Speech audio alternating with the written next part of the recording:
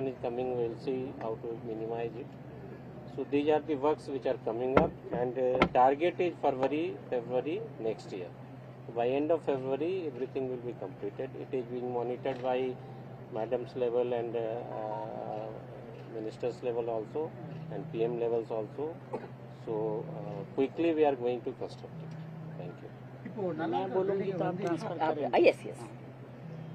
नमस्कार। कोयम्बतूर में हमारी सीनियर महिला मोर्चा की राष्ट्रीय अध्यक्ष वानिती जी, जो यहाँ की मेंबर ऑफ पार्लियामेंट MLA भी है, और हमारे DRM के साथ में आज कोयम्बतूर आई हूँ। ये कोयम्बतूर में आगे भी 5-6 बार आ चुकी हूँ। सभी को नमस्कार। और बहुत कोयम्बतूर में जो पोटेंशियल है, जो डेवलपमेंट है, इसके नाते उनको कनेक्टिविटी भी ज़्यादा चाहिए। एयरपोर्ट से चाहिए, रेल से चाहिए, पोर्ट से चाहिए। जहाँ पे भी डेवलपमेंट है उनके लिए माननीय प्रधानमंत्री श्री नरेंद्र भाई मोदी जी की सरकार में पूरी इकोसिस्टम से काम होता है। आपने देखा होगा, ये 6 तारीख को पूरे देश में एक साथ में 508 अमृत भारत स्टेशन का इनॉग्रेशन लोकार्पण हुआ, जो खातमुहूर्त हुआ, जो एक वर्ल्ड रिकॉर्ड बना है। ऐसे पूरे देश में 1300 स्टेशन को डेवलप करने का, अमृत भारत स्टेशन की तरह डेवलप करने का संकल्प हमने किया है, क्योंकि ये आज़ादी का अमृत काल चल रहा है और आने वाले 100 साल में किस तरह से भारत को एक ग्लोबल इमेज पर आत्मनिर्भर भारत की ओर आगे ले जाना है। आज मैं वैसे तो यहाँ पे टेक्सटाइल का बहुत बड़ा जो एक सिटी का प्रोग्राम है, इसी में आई हूँ, लेकिन सेक्टर में वाइज अगर मैं देखूं तो ये इम्पोर्टेंट सिटी इसलिए भी है कि कॉटन और टेक्सटाइल रिलेटेड बहुत सारी एक्टिविटीज़ होती है, बहुत सारे रोजगार इसमें जुड़े हुए हैं, बहुत सारे लोगों का आना जाना होता है। एक मिनी भारत की तरह लोग यहाँ पे पूरे देश से यहाँ पे आते हैं।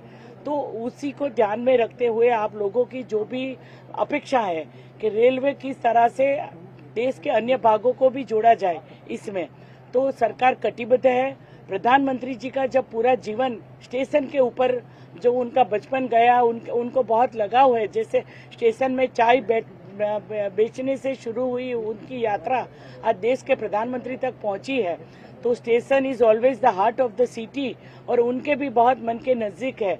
तो एक स्टेशन को सिटी सेंटर के नाते डेवलप करना, दोनों तरफ से एक्सेसिबल हो जाए, इको फ्रेंडली हो जाए, इसमें साथ में हमारी जो सिस्टम होती है, सोलार सिस्टम लग जाए, लिफ्ट एस्केलेटर लग जाए, रोड्स के साथ में उसकी कनेक्टिविटी हो जाए। सिटी के साथ में अगर कोई लोकल ट्रांसपोर्ट है, लोगों को पर्सनली आना है, टैक्सी से आना है, तो इसमें आसानी से लोग आ जा सके। चलने वाले लोग, साइकिल पे आने वाले लोग, रिक्शा में आने वाले लोग, टैक्सी में आने वाले लोग, कार में आने वाले लोग, सभी को स्टेशन से आने जाने के लिए सुविधा मिलती रहे। पार्किंग के लिए जिस तरह से यहाँ बताया गया कि जो नया स्टेशन का एक मॉडल बना है, पूरे देश में रेलवे मिनिस्ट्री ही सभी स्टेशन का डेवलपमेंट करेंगे। ये जो समय तय किया है, समय में हम लोग ये काम पूरा करेंगे और इसी के साथ में आने वाले समय में पूरे देश को एक भारत श्रेष्ठ भारत की तरह जोड़ना है। ईशा फाउंडेशन के लिए भी बहुत सारे लोग यहाँ पे आते हैं। हमारे टूरिस्ट डेस्टिनेशन और हमारे जो औद्योगिक क्षेत्र वाले जितने भी शहर हैं, उनको अच्छे से सिर्फ पैसेंजर कनेक्टिविटी नहीं, लेकिन फ्रेट के लिए भी रेल का उपयोग हो जाए। इसके लिए भी जो इंफ्रास्ट्रक्चर चाहिए, इसमें लाइंस को डबलिंग करना, हमारी इलेक्ट्रिफिकेशन करना, स्ट्रेंथन करना एयरपोर्ट को, इंफ्रास्ट्रक्चर के साथ में रेलवे का पूरा डेवलपमेंट करने का एक जो गेम चेंजर है, जो देश की सबसे बड़ी रेल, जो पूरी दुनिया की ये पुरानी रेल लाइन है। और रेलवे मिनिस्ट्री को स्पेशल बजट जो सरकार ने आज तक का, माननीय प्रधानमंत्री जी मोदी जी की सरकार में सबसे ज्यादा बजट आज तक रेलवे को मिला हुआ है। Vande Bharat is the game changer of the everybody's life in the daily routine. So इसमें भी जहाँ पे भारतीय जनता पार्टी का शासन है, जहां नहीं है, फिर भी हर एक स्टेट की उसकी कनेक्टिविटी को ध्यान में रखते हुए, उनकी पोटेंशियल को ध्यान में रखते हुए हम लोगों ने वंदे भारत का कनेक्शन भी दिया है। तो कहीं पे भी ये जो विकास की बात होती है, सबका साथ सबका विकास और सबके संकल्प के साथ में आने वाले 25 वर्षों में हम लोग जो कर्तव्य काल की तरह काम करते हैं, पूरी इकोसिस्टम से काम करते हैं, तो इसमें आप लोगों की जो भी यहाँ से वनिथी जी के माध्यम से कई सारे एसोसिएशन ने अपनी अपनी कुछ अपेक्षाएं रखी है। रेल मंत्रालय ने भी काफी इसमें बदलाव किए हैं। इंफ्रास्ट्रक्चर प्रोजेक्ट को कैसे आगे ले जाना, पहले कैसे हमारी लाइन केबलिंग, हमारा जो रेलवे से जुड़े हुए फ्लाईओवर्स बनाना, अंडरपास बनाना, उसके आरओबीज बनाना, उसको स्ट्रेंथन करके कनेक्टिविटी में हम लोगों ने बहुत जोर दिया है। तो इसी के आधार पर आने वाले समय में आपको ये कोयम्बतूर ईस्ट का जो स्टेशन है, आपकी अपेक्षा हिसाब से जो अमृत भारत स्टेशन में सिलेक्ट किया है, जिनका 6 तारीख को प्रधानमंत्री जी ने इनॉग्रेशन किया है, आपको जो सही समय में उनका डेवलपमेंट दिखाई देगा। तो ये संकल्प काल में हम लोगों ने संकल्प किया है कि हम लोग बहुत अच्छे से लोगों की अपेक्षा के साथ में रेलवे को एक नई ऊंचाई के ऊपर ले जाएंगे।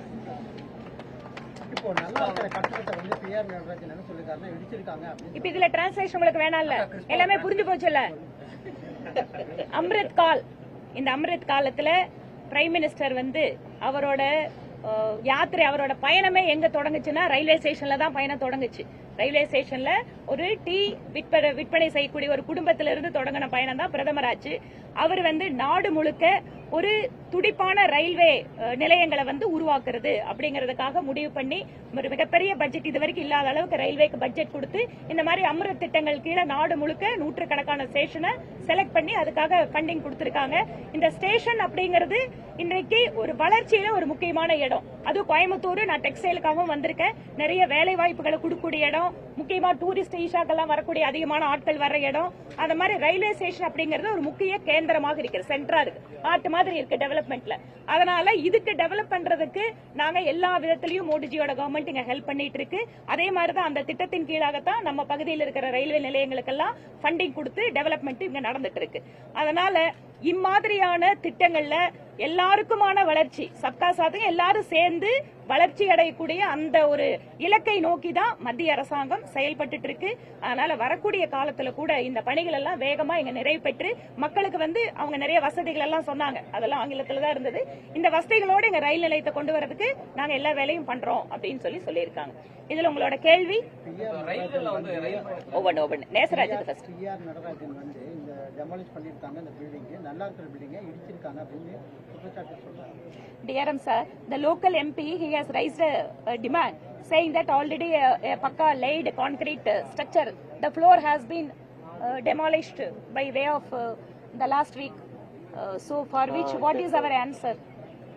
We are only demolishing small parts for development of this garden, and that is also important. Not some greenery should be there, otherwise. So இந்த திட்டத்துல, அம்ரித் திட்டத்துல ஒட்டுமொத்தமா நம்மளோட ஸ்டேஷனுக்கு எந்த இடத்துல பார்க்கிங் வரணும், எந்த இடத்துல சின்னதா கார்டன் வரணும் அப்படின்னு முடிவு பண்ணிருக்கோம். அதுல சின்ன ஒரு போர்ஷனை நம்ம கார்டனுக்காக, அந்த அழகுபடுத்துறதுக்காக கொஞ்சம் எடுத்திருக்கோம். மத்தபடி இதை வந்து வேஸ்ட் பண்றதுக்காக இல்ல. இது புதிய திட்டத்தின் கீழாக ஒட்டுமொத்தமா நம்ம இந்த ரயில் நிலையத்தினுடைய மேம்பாட்டு பணிகளுக்காக அது இடிச்சு. அதே போல அந்த வடகோவை ரயில் நிலையமாகட்டும், வெள்ளலூர் ஆகட்டும், அந்த ரயில் எதுவுமே நிக்காம போத்தனூர் நிக்காம போறதுனால அதுக்கான பதில் சொன்னாரு. பிளாட்ஃபார்ம்ல வந்து அதுக்கான ஷெட் வந்து எக்ஸ்டெண்ட் பண்ண வேண்டி இருக்கு. அது எக்ஸ்டெண்ட் ஆச்சுன்னு சொன்னா ரயிலோட நீளம் வந்து எல்லா ரயிலையும் ஒரே மாதிரி இருக்காது. இந்த ரயிலோட நீளத்துக்கு பிளாட்ஃபார்ம் இந்த இடத்துல சரி பண்ணியாச்சுன்னா எல்லா ட்ரெயினும் ஆட்டோமேட்டிக்கா இங்க நிக்க ஆரம்பிச்சிடும். பிப்ரவரியில முடியும் இருக்காரு சொன்னாரு, பிப்ரவரி வரைக்கும். ரயில் நிலையத்துக்கு மேடம் பேருந்து வசதிகள் இல்லாம இருக்கு. அதுதான் சொன்னாங்க, பேருந்து மட்டும், பஸ் மட்டும் இல்ல, ரிக்ஷால வர்றவங்க, கார்ல வர்றவங்க, சைக்கிள்ல வர்றவங்க எல்லாத்துக்குமே அதனாலதான் 2 என்ட்ரி கொடுக்கறாங்க. சோ இந்த புதிய டெவலப்மெண்ட்ல எல்லாத்துக்கும் அந்த வசதி இருக்கும். அது மட்டும் இல்ல, ரயில்வே ஸ்டேஷனுக்கும் பஸ் कनेक्टिविटी இருக்கும். हार्ट सेंटर हार्ट की तरह होता है। हर स्टेशन के ऊपर हैंडलूम का वो स्टॉल भी लगेगा, हैंडलूम, और इसके साथ में हार्ट ऑफ द सिटी होता है, दोनों तरफ से एक्सेस होता है। और सिर्फ पैसेंजर नहीं, फ्रेट के लिए भी जो ये टेक्सटाइल रिलेटेड गुड्स भी वो लोग ले जा सकेंगे। அதாவது இது வெறும் பயணிகளுக்கு வசதி கொடுக்கக்கூடிய இடமா மட்டும் இல்ல, இங்க வந்து கடைகள் வரப்போகுது, டெக்ஸ்டைல் சம்பந்தமான பொருட்களை வைக்கிறதுக்கு இது ஒரு விற்பனை கேந்திரமாகவும் நாங்க பண்றோம். உருவாக்குறோம். வெறும் பயணிகள் மட்டும்ங்கிறது இல்ல, இது ஒரு விற்பனை இடமாகவும் ஒரு முக்கியமான சென்டரா நாங்க உருவாக்குறோம். மூத்த குடிமக்களுக்கான இந்த ரயில்வே கன்செஷன் எல்லாமே ஒட்டுமொத்தமா 1 வருஷமா நிறுத்திருக்காங்க. எப்போ அது ஆக்டிவேட் பண்ண போறாங்க? So the senior citizens concession has been stopped. Sir, you please answer.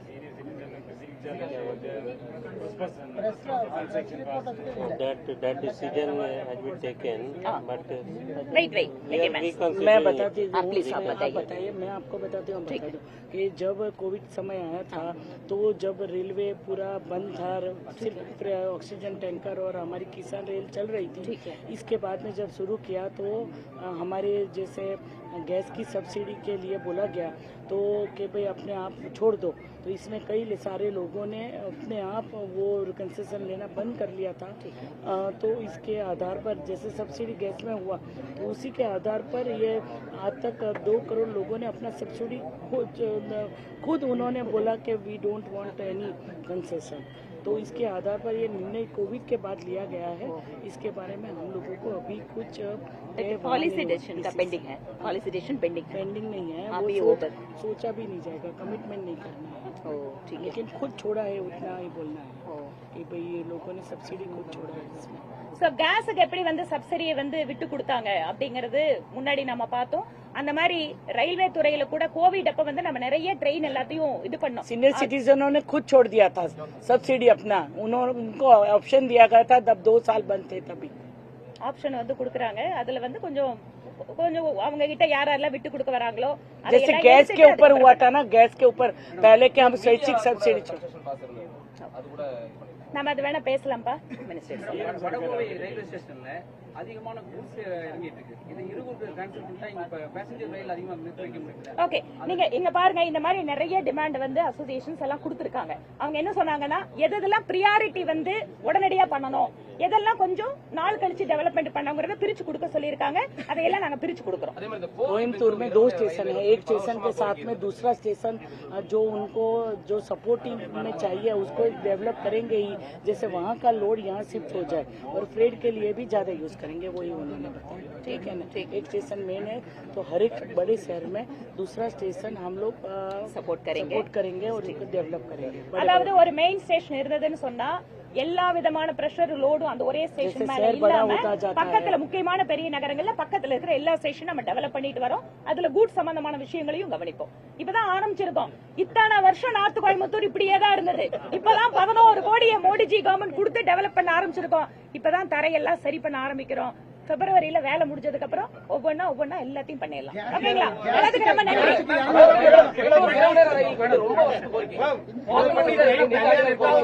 எல்லாரும் ஒன்னா சேர்ந்து சொல்லாதீங்க.